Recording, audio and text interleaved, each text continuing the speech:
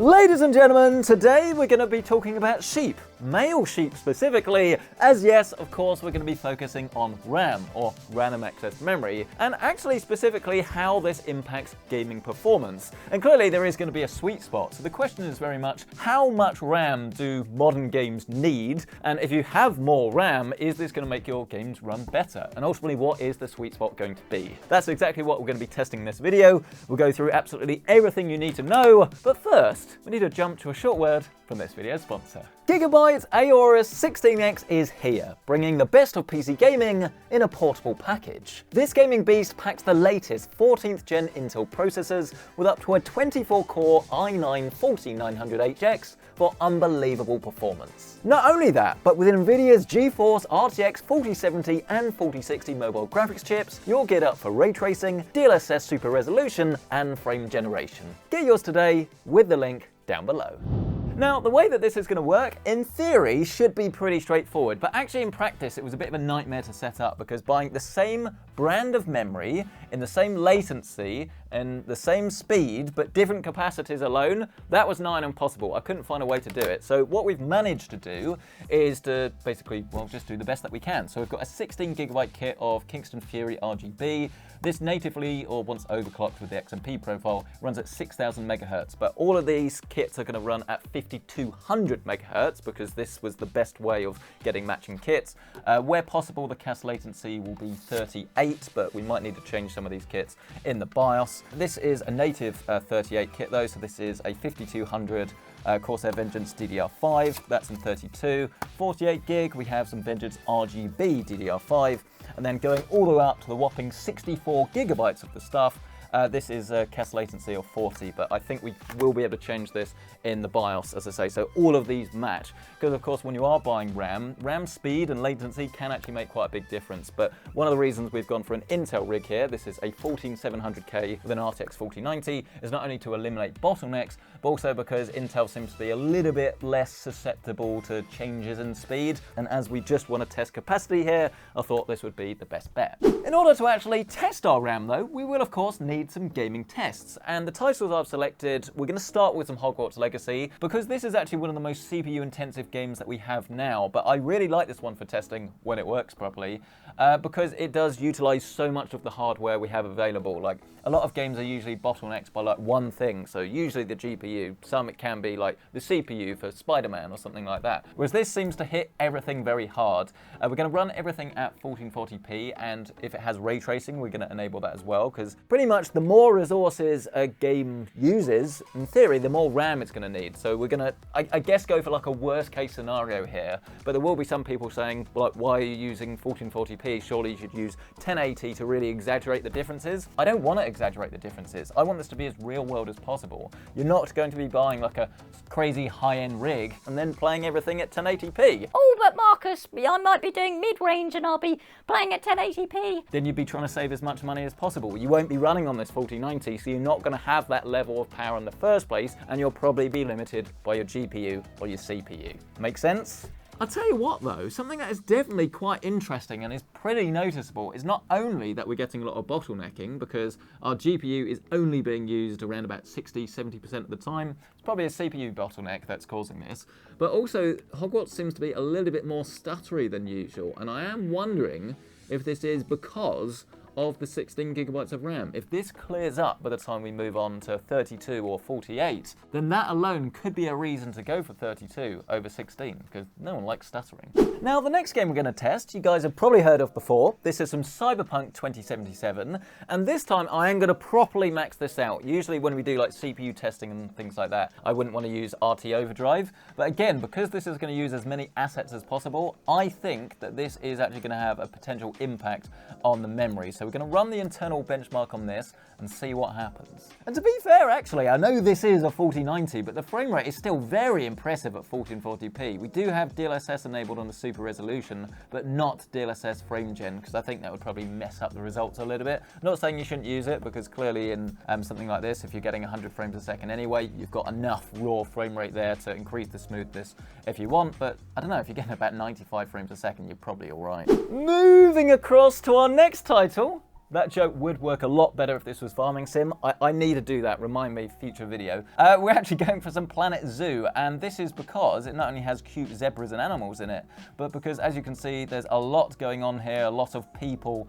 and this requires a decent CPU. This is one of the games, actually, that is pretty much always bottlenecked by the processor. I mean, the utilization for this 4090 at the moment is 40%, so we're leaving 60% of the graphics power on the table here. But I think we might see a benefit from having more RAM here, and it's worth remembering the relationship between the CPU, or the processor, with your memory, because this is almost like the middle ground between the storage, so your SSD, and the cache that's actually on the CPU itself. And the way that I can describe this is, imagine if you've got something in your hand. So if I want to write something, if the pen is in my hand, this is cache, it's really easy for me to write it down. If the pen's not in my hand, but it's in my back pocket, it's not too bad, right? It's fairly quick to get that in my pocket and then write this down. Whereas if this is on your SSD, it's like it being in a drawer over here. So you'd have to take it out, write stuff down. Okay, I know that sounds like a bit comical, but that's genuinely how these things work. It's just obviously in much smaller time sections, but it's enough to give you stutters in game if you have to go to your paging file on your SSD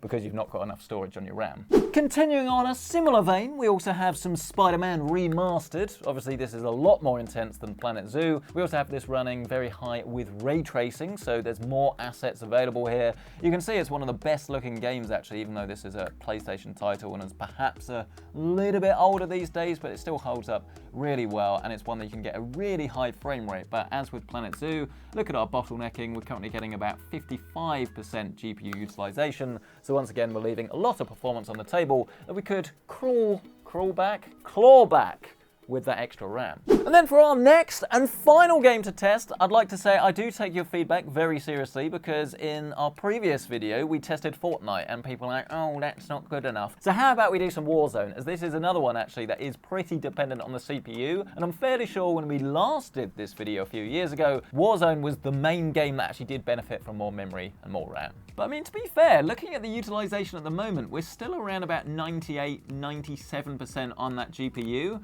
So I wouldn't exactly say this is anything crazy when it comes to bottlenecking. How on earth did I manage to get him?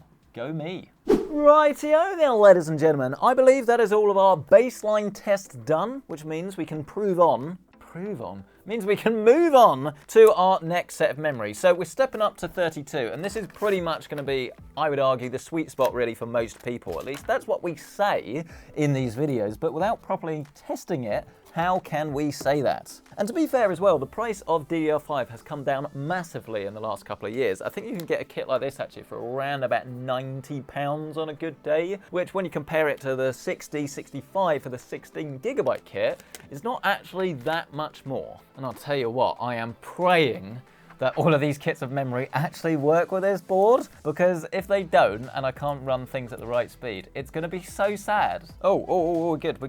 It's all right, panic over. Oh, why do you always do this to me? And in the interest of transparency, accuracy, and science, I'm now going to show you all of the sort of CPU-Z memory screens and things, so you can see the minute differences that we do have between the different kits. I mean, the problem I have is if I made every single one of these settings the same, I can almost guarantee one of these kits won't take the settings. So that's why I've tried to keep them as similar as possible, but still actually allow us to have kits that will work, because memory and timings and things is a bit of a minefield. The main thing really is going to be that cache latency and the actual speed, the megahertz or the mega transfers per second of the RAM. So we've kept all of that as similar as we possibly can, but as I say, there are some minute differences between the different kits. But let's get on with our 32 gig testing, shall we? And as we jump back into our games, this is Hogwarts Legacy, of course, and this was the one that was stuttering quite a lot before. And I will say that I think it has improved slightly, but it's not necessarily the slam dunk that I thought it was going to be. I mean, the benchmark that we've had so far does actually back up that it is smoother, because whilst the average frame rate is essentially the same, it's 2 FPS more, the 1% lows do actually seem to have improved. And if you're not familiar, that essentially means that 99% of frames are above that number. So our 1% lows went from 72 to 91 frames a second. But I would love to I'd love to stand here and tell you that all of the stutter has completely gone. but alas, that is not the case. But I would say that it's improved. I mean, the data certainly backs that up. Firing back up some Planet Zoo, and I must confess that the game certainly looks and feels the same, but when we actually look at our benchmark numbers, we can see that things have actually improved. This is a game that does work better with more RAM from these tests at least, and we've gone from 131 to 137 on the average, and 116 to 123. Nothing crazy, but certainly an improvement. Bloody done it again. This wasn't a great place to drop, was it? But I mean, to be fair, I'd say that Warzone probably is going to be the most interesting result, because obviously in a multiplayer game you want to be as competitive as possible, so people are prepared to spend that little bit extra money to get more performance, because it is going to make a competitive difference. But because we weren't particularly bottlenecks when we ran this test before, at least not on the CPU, it was more on the GPU, I'm not sure how much of a difference, if any, we are going to see. I would predict that we'd get a bit, but probably nothing crazy. So we definitely are seeing some scaling then from 16 to 32, but is the same thing going to happen from 32 to 48? Get your bets in now. And 48 gigabytes is potentially a little bit of a weird amount. I mean, traditionally you'd think it would either be 32 and 64, but with the advent of DDR5, it has sort of allowed us, if you like, to have more vendors that are supplying these like middle ground kits. And I think it's pretty useful really, because most people won't need this amount of memory. So if you're just looking to sort of like future-proof as much as possible and you're doing a really high-end rig, then it gives you a little bit extra headroom. But obviously when you upgrade your memory, the easiest way to like upgrade it is just add an extra 2 sticks. So if you went for 48 gig in the first place, you could get almost 100 gigabytes of RAM without having to make any changes whatsoever. But in terms of gaming performance, I'm not convinced we're going to see a particularly big difference. This is Cyberpunk now. You can see we are still bottlenecked by that CPU slightly, so I would be amazed if we see a big difference. But I'll tell you what, I would be even more amazed if we see a difference between 48 and 64. But that is why we're doing the testing. So give me a second to actually get our 64 gig sticks of RAM in here, redo all of these tests, and then I will leave you with one man that can actually walk you through all of the numbers. He's someone very special to me, very close to my heart. It's the one, the only, BenchMarcus.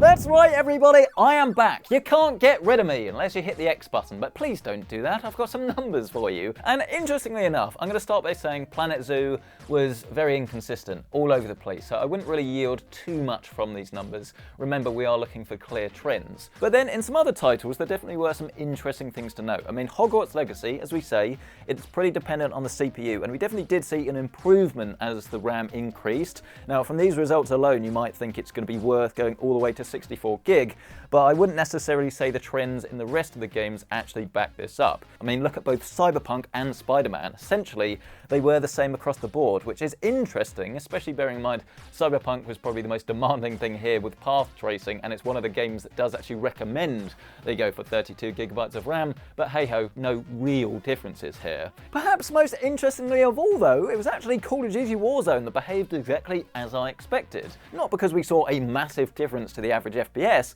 I mean it was only 3 frames more, that could definitely be margin of error, but it's all down to the 1% lows, because we definitely see a clear trend across all of the titles really between 16 gigabytes and 32 when it comes to the smoothness associated with the 1% lows. And don't forget, especially in like a multiplayer title, you just don't want to risk any dips at all. So I'm not saying that it's going to be like a complete game changer and your PC is going to feel so much better with 32, but do you really want to take the risk of having any stutters at all, bearing in mind that the price difference between 16 and 32 isn't huge, especially bearing in mind that this test was without any extra applications like Chrome or YouTube videos and things in the background, which, let's be honest, is probably what you're going to have open when you are using your gaming computer. Oh, are we on? Oh, apologies for that. I thought BenchMarcus was still talking. Oh, what's that guy like? It's definitely going to be worth strongly considering when you're buying or upgrading your gaming PC the quantity that you're going to go for, because obviously different games will have different amounts of memory that they need, but as these results have kind of clearly shown, even 16 gigabytes, the difference between that and 64 isn't huge. So if you want to make like a massive difference to your gaming PC, then the way to do that is not going to be to like buy more RAM, it's going to be to upgrade other bits of your gaming PC. Like if you're CPU limited, obviously upgrading the CPU will yield more performance. But it's rather interesting, isn't it? Because there definitely were some differences. So this is why I'd say, unless you're really trying to save every penny, 32 gigabytes is going to be the way to go. I mean, 16 is fine, especially if you're playing older titles, and it's a really easy upgrade. So if you buy 16 and you find that you are getting like a few stutters or you're running out of memory, then obviously just double it up, and then you're in the same situation that everyone else is. But because there isn't a huge price difference between 16 and 32, if you can, from the off, it is what I would recommend. But as I say, nothing crazy, but if you're looking for pure performance upgrades, that's probably going to be elsewhere. Where things get a little bit more complicated though is definitely with memory speed, and especially if you're thinking, is it better to buy like a high capacity or faster speed? As with everything, the balance is probably going to be in the middle. Usually I'd recommend like a 6000 megahertz kit over 5200, but this is something we'll be testing in a future video in a couple of weeks. So if you're not already, get subscribed so you don't miss it. If it's already live, hopefully it'll be in the top right corner of your screen. But the question very much goes out to you guys on this. Did you expect these results? Did you maybe think you were going to get more or less, or did you think 16 actually performed better than you thought? We'd love to hear from you, so let us know down in the comment section below. And if you do want to check out anything that was featured in this video, this PC build or any of the sets of RAM, you can find these listed down below with our affiliate links. And while you're down there, why not check out the awesome Aorus G16X? This 2024 gaming beast packs a 16-inch 165Hz display with Dolby Vision and a pin-sharp resolution of 2560 by 1600. Factor in the latest 14th gen Intel CPUs, Nvidia's 40 series of mobile graphics, and Gigabyte WindForce Infinity fans, and you've got the gaming laptop of your dreams. It even comes with Gigabyte's AI Nexus software for better performance, acoustics, and battery life. Learn more today with the link down below. But thank you guys so much for watching. Smash the like button, get yourself subscribed, and we'll catch you in the next one.